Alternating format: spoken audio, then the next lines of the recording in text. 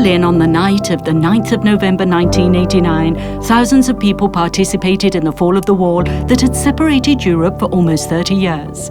This event marked the end of the Cold War and unleashed the forces of an entire generation, awakening the idea of new relations and free trade.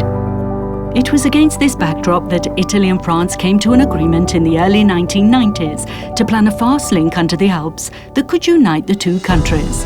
The idea of the new direct Lyon-Turin line was born. And as the European Union began to germinate in Maastricht, studies were launched to assess the feasibility of a railway under the Alps for freight and passenger traffic.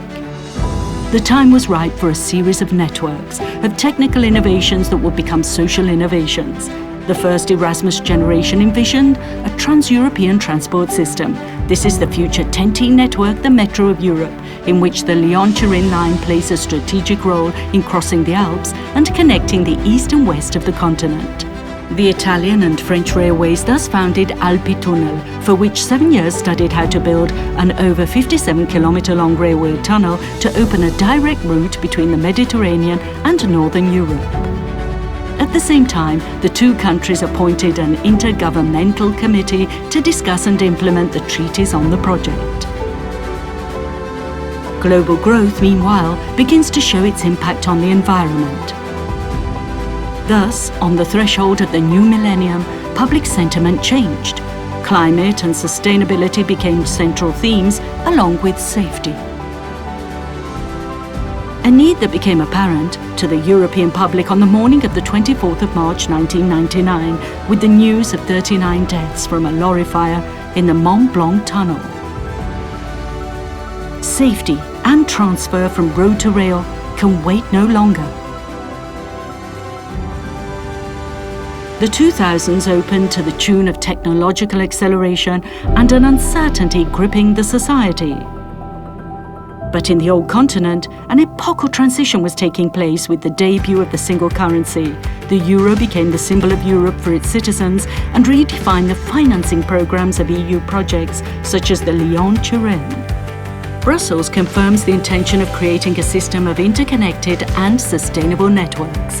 The time had come to give substance to ideas. Italy and France founded LTF with the task of carrying out the preparatory works for the Lyon-Turin line, 4 exploratory tunnels to reach the depth of the future base tunnel. During the summer, the first underground work began in the Maurienne Valley near the Italian border. On the other side of the Alps, during the preparation of the first construction site in the Susa Valley, heavy clashes occurred between the police and the no-TAV opposition movement. It was necessary to strengthen the dialogue with the territory. The government set up the Lyon-Turin Observatory, which together with local administrations came up with a new project that was co-financed by the European Union. In the same months, the Susa Valley and Turin showed themselves to the world with the 20th Winter Olympic Games. Meanwhile, mobility on the old continent continued to change, with a new cosmopolitan spirit asserting itself, and the need to limit climate change became apparent. Italy and France accelerate the Lyon-Turin project. LTF passed the baton to TELT, which was to build and then operate the cross-border section. The first objective was to build the tunnel under the Alps in order to have 1 million trucks less per year between the two countries, which exchange more than 80 billion euro in goods and services annually. TELT was aiming for excellence.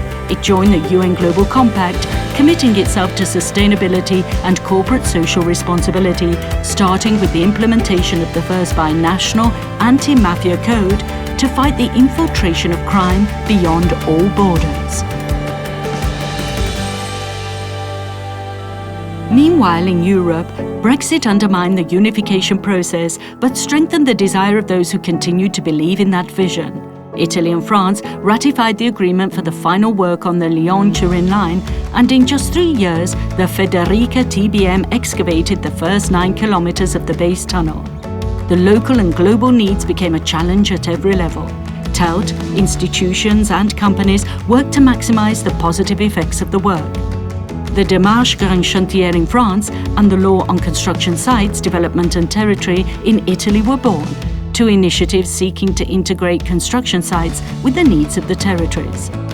Europe welcomed the environmentalist demands and launched the Green New Deal to achieve climate neutrality, a strategy that the Lyon-Turin railway line implements with an extensive system of environmental monitoring and activities to promote biodiversity. With the outbreak of the pandemic, the 1,000 workers on the Lyon-Turin line continued their activities thanks to new operating methods.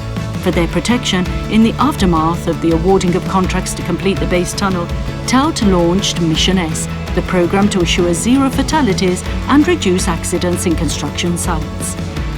The drive for innovation, the development of partnerships and the definition of best practices never stop, and as the winds of war blow at Europe's doorstep, the need for synergies grows stronger. 60 years after the Treaty of Rome, which gave birth to the European Economic Community, and 30 years after Maastricht Treaty and the first summits on the Lyon-Turin line, in November 2021, Emmanuel Macron and Mario Draghi signed the Quirinal Treaty.